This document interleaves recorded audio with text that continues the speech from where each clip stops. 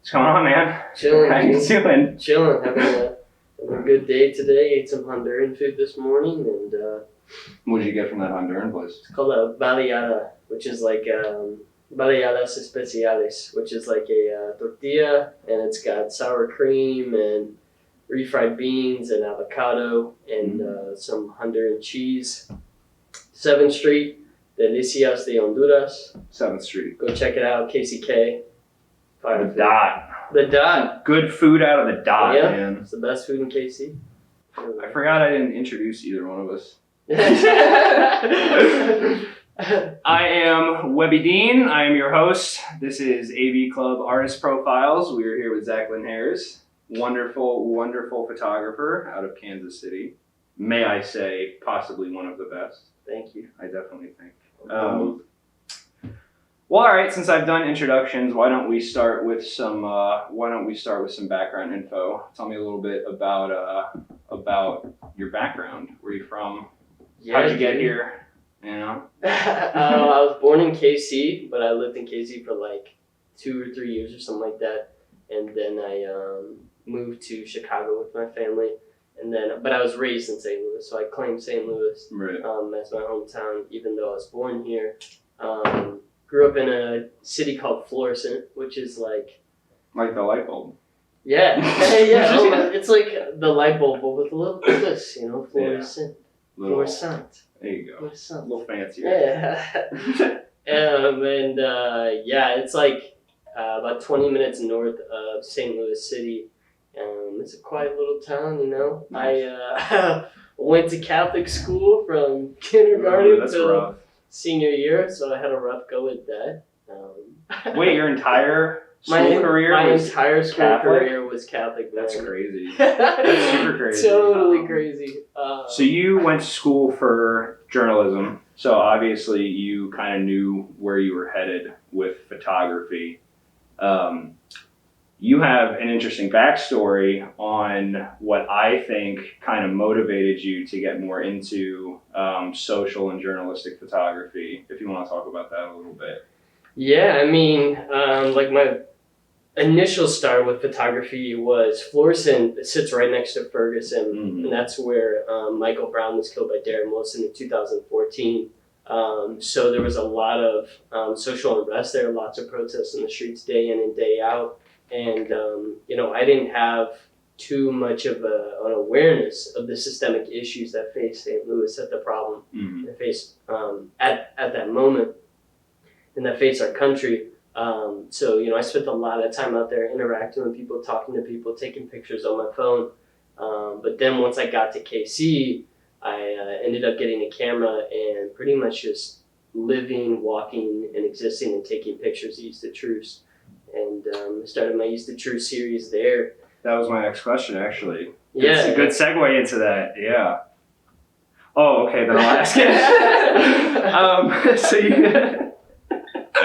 So you have a project called East of Truce, which I have to say is one of my favorite things in this city. Cool, man. Absolutely. I think it is such a great idea because it definitely sheds light on why East of Truce is even a term, unfortunately. You know what I mean? Because there is a very obvious, very distinct divide on Truce between one side and the other. The life expectancy, the median income, the quality of life, everything like that. So then how did this project come to be? So I initially just started like walking and hanging out east of Truce because that's where I felt most comfortable. And I wanted to know more about Kansas City. I wanted to know more about life in KC that wasn't west of Truce. I just found so many cool people out there that were willing to talk, willing to get their picture taken. And abandoned housing was like one thing that I really focused on for a while. I met this lady, Kristen Carter. She was she was in a documentary with KC Public Television, and she was living east of Truce.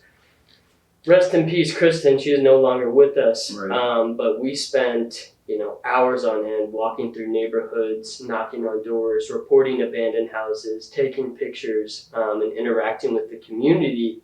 And she always had a saying of, she lived in Oak Park. Oak Park is a neighborhood that really deals with a lot of gun violence. There's some awesome people there, but they deal with a lot of problems. But she never wanted to leave. She always wanted to stay there and be the community member that she thought that the city needed, that neighborhood needed. She never discriminated. She was always down to talk to the dude pushing dope, or the people walking on the street who are strung out. She would be a refuge for people on their street who needed somebody to talk to. Right. So a lot of my work, I got to give thanks to her, because she sort of showed me the path out there, and was kind of like my guide, my in to the neighborhoods. So I got to give thanks to her. But that's kind of how it started. From there, man. I mean, I spent so much time east of Troost hanging out. I live over there now, and been living over there for quite some time. And I think mainly the East of Troost series is my intention with it is to remove or try to get rid of some of the perceptions that people hold about what life is like east of Troost. People always talk about, oh, it's got to be crazy. There's got to be guns everywhere. People robbing you, breaking into your houses, and just no semblance of what it means to be a community. And it's so much of the opposite. Right. The unification over there, the family over there, the ways that people interact with each other. Every morning I walk out on my porch and my neighbor says good morning to me. That's nice. And we sit down and we have a conversation. And life east of Troost is love, man. Yeah. Lots of love over there.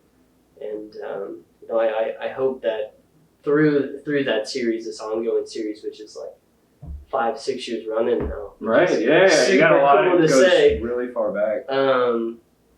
I hope to get rid of some of that nonsense. Yeah. No, absolutely. And I think that trying to destigmatize the area, because a lot of people I meet that are from, like, say, Kansas, right? When they hear about, like, if I'm, like, talking to them and I mention an area over there, usually you can tell because they get this look on their face. Yeah, or they get, like, uncomfortable, or if you're like, yeah, we're going to head over to this place that's blah, blah, blah, they'll get sketched out. And it's like, there's no... a safe area? Yeah. Yeah, and it's like, there's no reason to, like, worry about it. Like, a lot of people feel like everyone's just running around shooting each other or something, and it's like, you can walk through these areas, as long as you're not, like, an asshole or something. Yeah, like, don't look like a Fed. Don't look like a Fed, and people Absolutely. are pretty cool. Yeah, I think a lot of people from Kansas would probably pass as Feds, though. Johnson County has the Fed look. Or like Liberty. Sorry, Liberty. Right. So then, so that's a really good thing then that you're continuing that. And what would you say your ultimate goal is then with the East of Troost project? Are you going to continue making it a photo series, or have you thought about kind of other ways of getting what you're doing out there? Well, I've done some writing with the East of Troost series, but that's mainly stuff that I haven't released. So, I have some stories behind photos and commentary on life East of Troost, and I think what is going on East of Troost Avenue, which is like a huge generalization. I'll put that out there. It's a massive, massive swath of town. Definitely. I don't know if I have any sort of like end goal to it as of now, or an overarching goal to it. I'm really not sure. I'm like 6 years into this photo project. Right, yeah. And I have hundreds and hundreds of photos, tons of interviews that I've taken, but I really just love being over there and sharing East of Troost with like Kansas Cityans and being able to interact and participate and be a part of our city that is it's so off the radar, it's so forgotten about. Yeah. And I don't know what my overall intention with it is, but I really just enjoyed living there, being there, and interacting with people. Right. And so then over the course of this, what do you think has been the most noticeable change as you've been in that area for the last 5-6 years? Personally, for me, we just spent 5 minutes talking about how awesome it is and stuff, but I have felt on a personal level just like an attitude change. So when I came to Kansas City in 2014, killer city, and we got all these problems with guns, and like it was a reality there, but I've noticed over the past 5-6 years it's really changed. And the dynamic in the street is a lot different. People seem more hesitant to like talk, get their picture taken, and a lot of the conversations that I end up having over there, a lot of the time, I don't know if it's just because I have a predisposed bias to talk about guns or like gun violence, because I know some of these communities deal with it, but like the conversation always gets back to like weapons. Yeah, it's a hot topic today. Yeah, I mean, Kansas City's definitely skyrocketed in the last 5 years when it comes to crime. Yeah, and like specifically homicide. So like it just seems like a more uneasy environment, and that's like a main thing that I've seen change. Well, also what I've seen change is just the overall look of some of the neighborhoods east of Troost.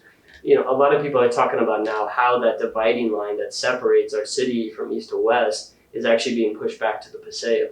Yeah. And if you look at some of these neighborhoods that are just east of Troost, near UMKC or Beacon Hill, we're talking hundreds of thousands of dollars to purchase these houses. Whereas like these neighborhoods, even 5 or 6 years ago, you'd walk down there and people have been living on this same spot for 30, 40, 50 years. Right. But now they're being pushed out because they can't afford to live there anymore. Right. And they've been moved out of their neighborhoods, which they've raised their families in and built all these connections. So I think physically the neighborhoods look different, especially just right up and down the Troost corridor. Right. And then also just that like feeling of being on edge when you're walking out there. Yeah. In some areas, because it's hot. Yeah. No, absolutely. Yeah. And, I think people definitely have a reason to, feel nervous. But, like we were saying earlier, it's not just the constant violence, that you think about. You go over there and there's definitely like tension, like you said, but it's still, like safe to walk through. People are just going to be. Yeah, right. So back then, just a little bit more, I got a couple more questions about East Troost before I move on to a different topic. So through the course of this, I'm curious, what do you think the most memorable either photograph or scene you've seen that you didn't photograph through your exploration? I would say two separate scenarios, and I guess I could briefly describe them both. But the first one was there's an abandoned hospital. It's the first African American hospital in Kansas. Oh, Wheatley Providence? Yeah, Wheatley Providence, and it's super creepy when you roll up there. Oh yeah. But I had like skipped photography class one day just to go take pictures. Nice. And I ended up down at the Wheatley Providence Hospital. And there was a guy called One Shot down there, and he was like digging through some trash, and he was a really kind guy. Do you know why they call him One Shot? Yeah, I asked him, I said, why do they call you One Shot? He's like, because I'll knock you out one shot, and I take all my dope in one shot. Man, what a fucking name. I know, right? And he was super slick, and he was quick, and he was witty. He ended up giving me a camera bag, because he had found it in some trash. But when I started talking to him about, what is it like living in the Wheatley Providence Hospital as a squatter? Right. And he's like, well, it's kind of annoying because a lot of people come down there to urban explore and take pictures. He's like, so I chase people out all the time. Jesus. And I was like, well, why aren't you chasing me out? He's like, because you asked for a tour, Because I asked him if I could see his house, and he was living inside there, so he gave me this like personalized tour there. And I find myself like in this old abandoned creepy hospital with this guy who's like tweaked out on meth. I just watched him shoot up some meth, and he's taking me down these like dark pathways. It was a weird vibe, but it was so memorable because that's like the location where you get her. That's where the crazy stuff started happening. But he was so open and kind and loving, and willing to, bring me into his life and share his experience with me. And, I left there, I just felt so humbled by the whole experience. He was such a cool guy. And so I'd stop by there every now and then and say what's up to him. And then one day he wasn't there. I had met these two folks down near the river market, and I was like eating some spring rolls on a bench. Nice. They were there like drinking, eating some spring rolls. So we started up a conversation. And I spent about an hour with him outside. It was freezing cold, and he's like, "Oh, let me take you to my camp." It turned out to be people who were homeless and living on the street, but they had a whole encampment somewhere near the river. I don't want to like give an exact location. Right? Yeah. No, totally don't. But they were really awesome people, man. And we went down to their camp, and the whole community there was really suffering from meth addiction, and there was a lot of prostitution down there. But we spent the next few hours sitting on their bed in their tent, and they had a fire going. He gave me a glass of milk, and we shared some food down there. And here I am, and it's 20 degrees out in Kansas City. Christmas is like a week away, and the lady that I was with was going to be meeting her son in Kansas City for the first time in years. And both these folks had fallen on some seriously hard times, but again, just the generosity and the love and how kind they were to just invite me into their home. Right, yeah. Which was just 2 tents on like a plot of mud down near the river. And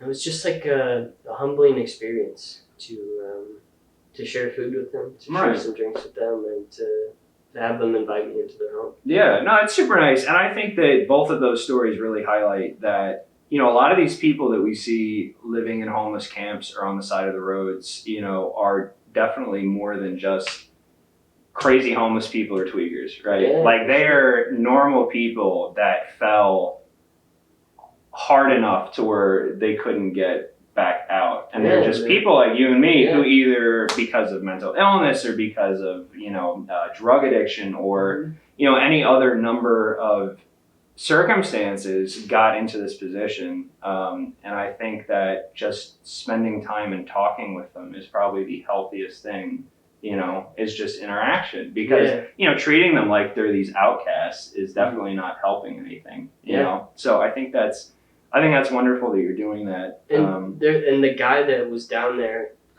he had ended up on the street because his daughter was facing some sort of terminal cancer. Jesus. He was a carpenter, had a bunch of tools, had a bunch of equipment, had some serious money, but had to give it all so that his daughter could have like this life-ending, life-saving cancer treatment.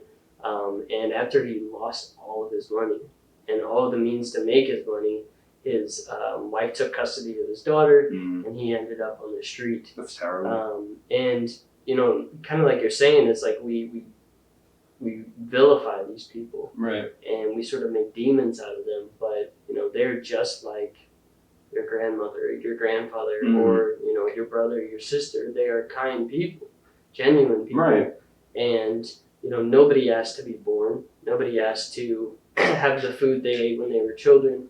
Nobody asked to have their friends or their parents or the neighborhoods they grew up in. Right. All this stuff is just here, and we're kind of living through it. Yeah. And if we could all make this sort of romanticize, like, oh, well, I chose to do this in my life, and I chose to, make $1 million.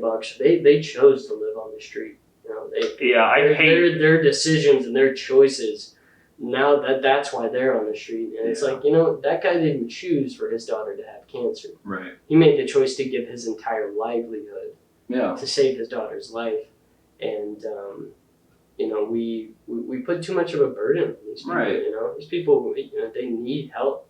They need help with their addictions. They need help with the instability that faces them. And I think given the opportunity, at least the people I've met, my own personal experience, every person I've met sleeping on the street has an incredible capability to do good if they're given the opportunities to do good. Yeah, and I think that's why that's a bigger symptom of our healthcare system. Definitely, is there are a lot of people that fall into bankruptcy and debt and everything because of healthcare, and then also we just don't allocate enough resources, which is why defunding the police and reinvesting that into 40% of the police budget. Right, yeah, and that would be fantastic because then you could give these people the tools that they need to get back onto their feet, and in turn, that's going to end up saving the city money and resources, and it's also going to help people, you know? And I hate hearing people, oh, well, do you just want to give all the homeless people houses? And it's like, actually, yeah, we do. You know, because Utah because Utah did something like that, and they found that having an apartment building and just giving those rooms to homeless people ended up saving the city so much money on, you know, whatever they would spend normally. But, you know, things like that are definitely what's needed. And I think it is wonderful that you can shed some light on that. And I think it's also like a lot of people talk about, oh, well, you just want to create a utopian society. Those are the same folks who sit around and say, you know, oh, we live in the greatest country on earth. Right. And, you know, we all know that that is just not the case.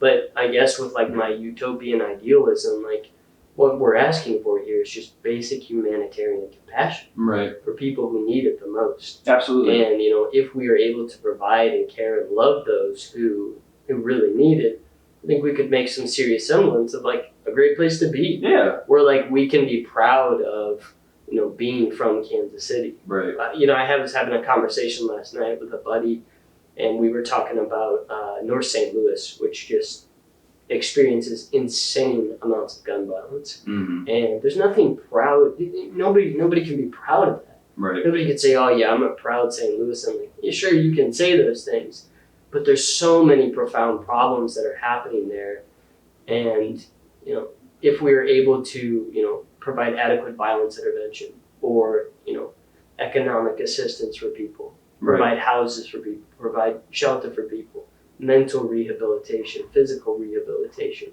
You know, again, sort of like genuine, fundamental humanitarian compassion and care for people.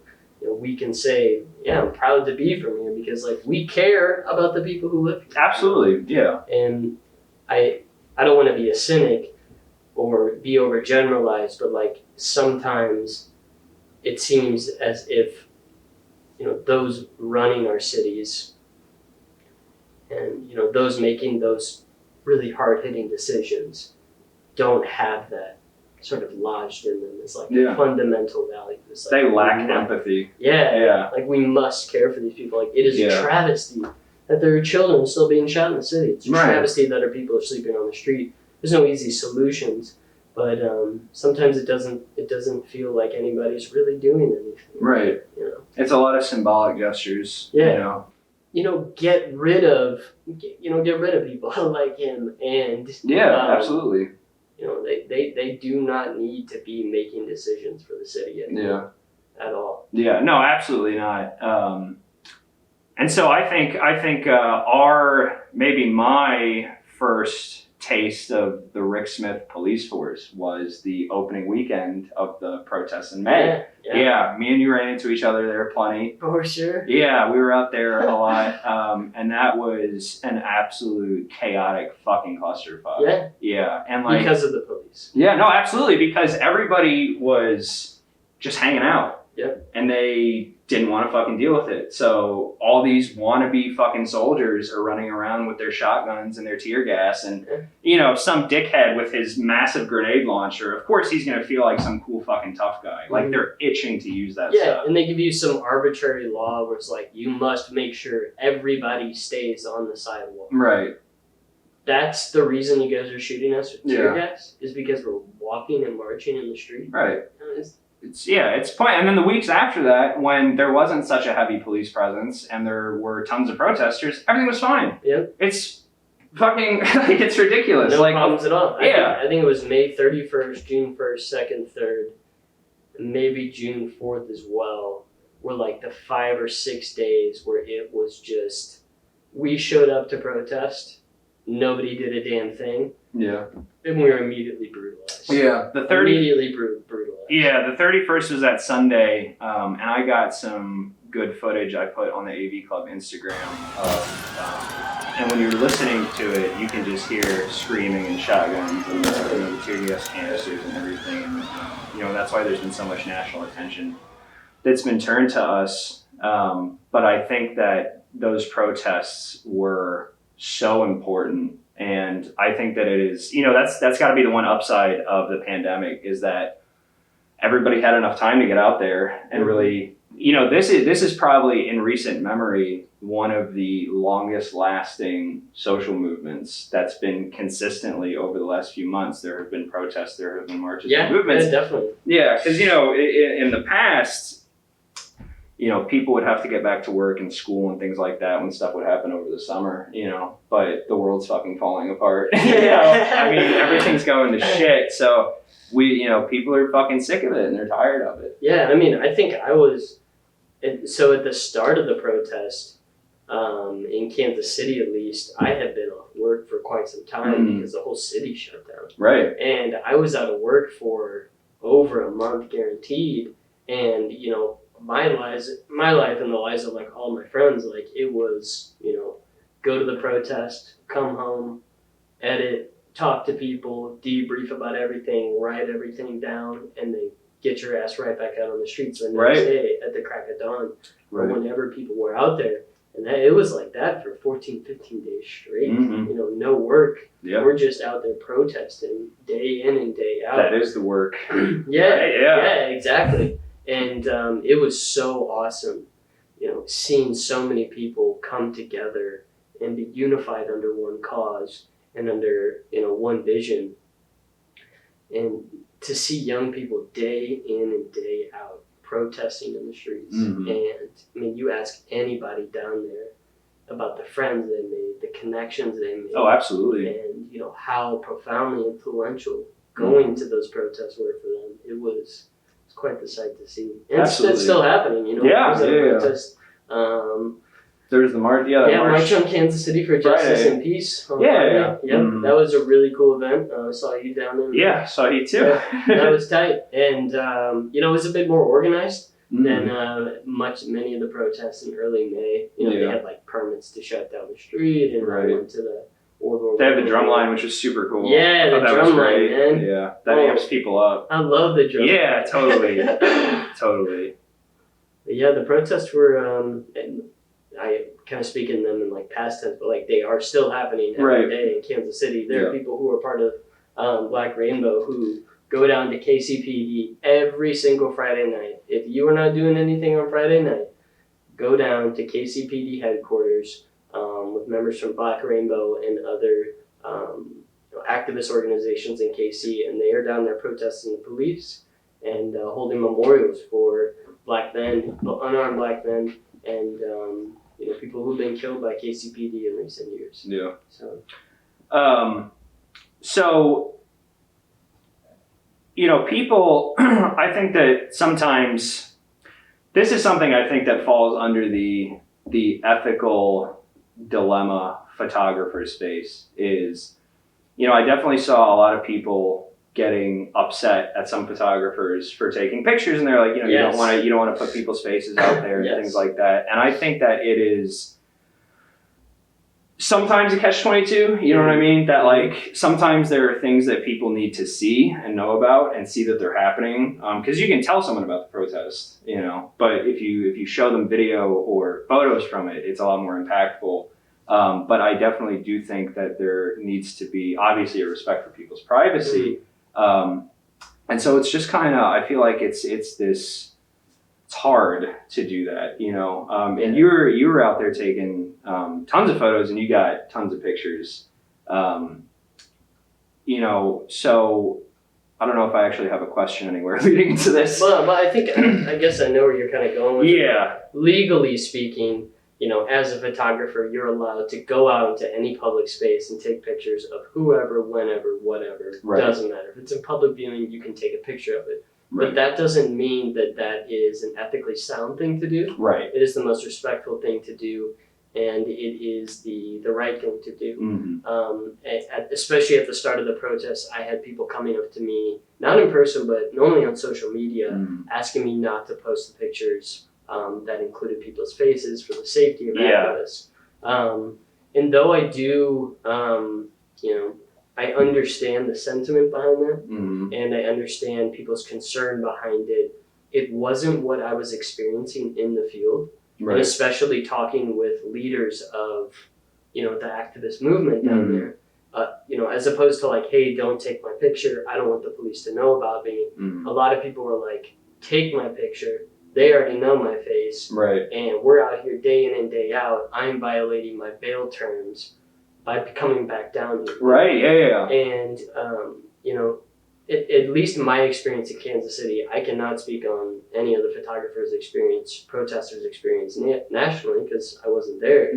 But in KC, at least, people were open to having their picture taken. They were very receptive. Yeah. If somebody came up to me and was like, hey, I saw you taking a picture of me earlier, I don't want you using that, I had no problem doing Right, yeah, absolutely. Anonymity, I think, is an important thing. It also helps that everybody had a face mask. Yeah, that's what I was going to say Just next. Just put that out there. Yeah. Because you go down to any of these protests, everybody had a face mask Absolutely. on, and that really helped with all of that. Yeah. In fact, I was kind of thankful for that, so that I didn't run into that problem on a personal level. Because that provides two forms of protection, because you're, obviously because of the pandemic, and then also the face masks are invaluable because the rise of facial recognition and, AI systems that are tracking people are becoming a reality that we're going to have to deal with. And police using, video footage or photographs from the internet to identify, quote unquote problematic people in the group. It does present a serious danger for activists. Right. I was kind of grateful for the mask, but I guess the flip side of that is like, kind of another side to that is I was reflecting on, what if social movements of the past, when we looked back at videos, we looked back at pictures, all we saw was a blurred out face. Yeah. And all we saw was like a black bubble around somebody's face. You didn't know who they were. And in a sense, it's like, the movement's not about one individual or one person, but like a movement is made up of thousands of conscious living individuals who have their own stories and realities and, contribute to a movement in a very certain way. And I think that part of that is like your physical identity and who you are. Yeah. Your physical identity is a part of who you are. And I think that, it's important to have a face to the movement. Yeah. It's important to have a face to the activists or to, the people who make up these protests. We've been talking a lot about things that are going on in the U.S., but you recently have taken a trip out of the country. If you want to tell us about kind of that experience. Yeah, about a year ago, actually. What's today, September 5th? Oh, I guess it would have been, yeah. Yeah, so like a year ago, I went to India. My brother, he's a nurse in San Francisco, was doing some nurse gig and met this guy, Tatsat Bhai. You see this video? What's up, bro? But he lives in Gujarat in India, and I've worked at a Pakistani restaurant for like 3 years now, Chai Shai. Another food plug, go eat at Chai Shai. It is so good. So I picked up some Urdu there and some Hindi, and really, I don't know, just really started like loving working there and being around people from Pakistan and India and interacting with that culture in an intimate way.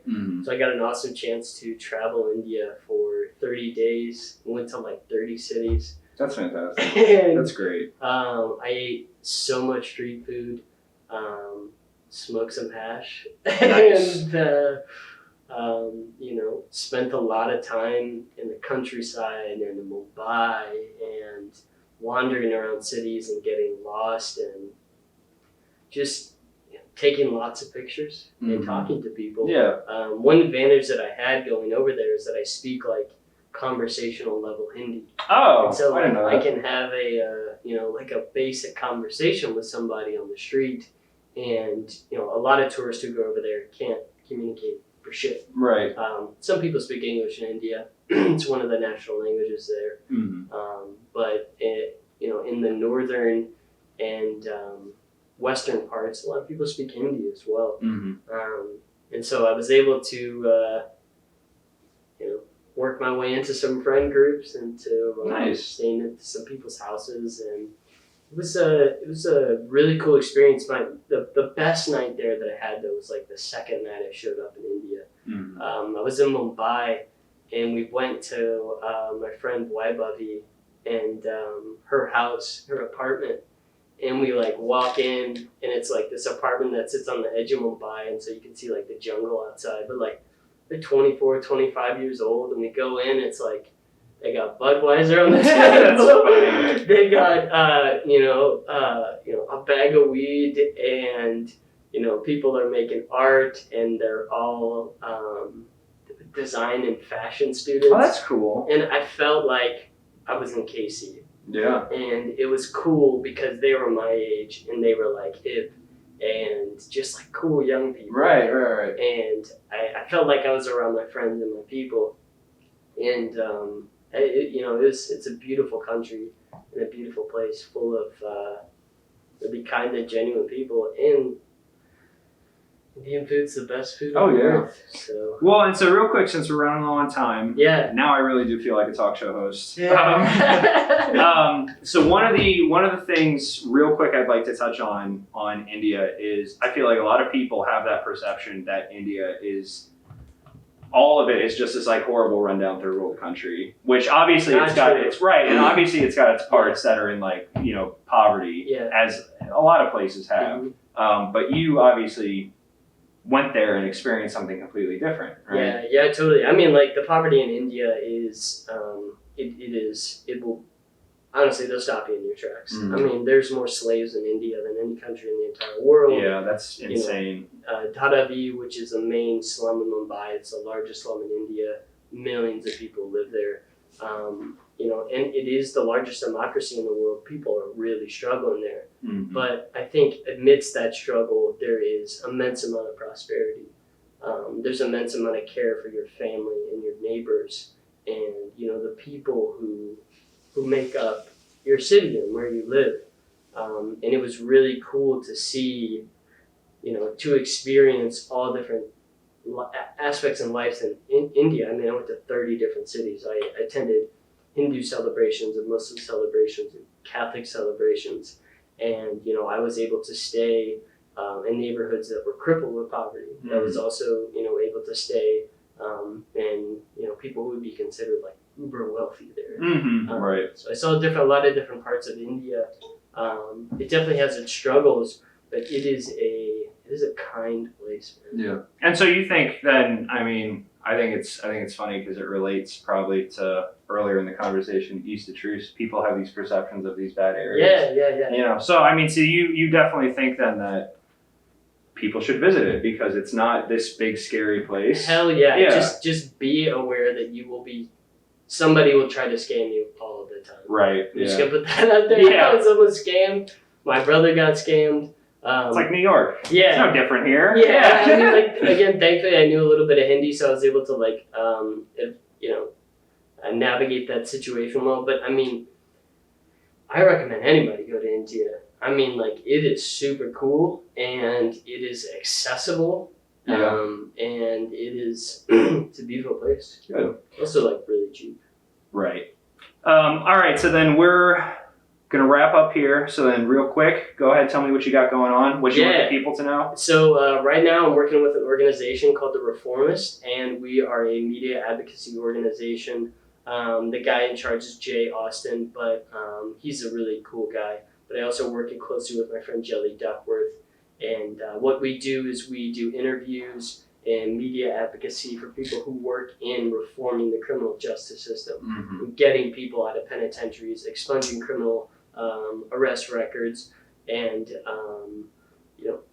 the work they do is so that the next generation of what they call reformists or de-incarcerators, so that they have a database where they can see how can I get involved in fighting against a system which oppresses people. How did they start the organization? How can I start my own organization? And how can I work within groups and organizations that are fighting for meaningful, impactful social change, Right. and getting people's lives back, Mhm. and making sure that people who had felony records are able to vote. Yeah. And so that's what I'm working on right now. I'm also working on a series that looks at COVID-19 in school classrooms. So that's really cool. And I'm going to the School Only Summit on Monday to shoot a story. Cool. With That's that. super cool. Yeah, and I've already been in Rockhurst with that as well. And then I work with The Beacon.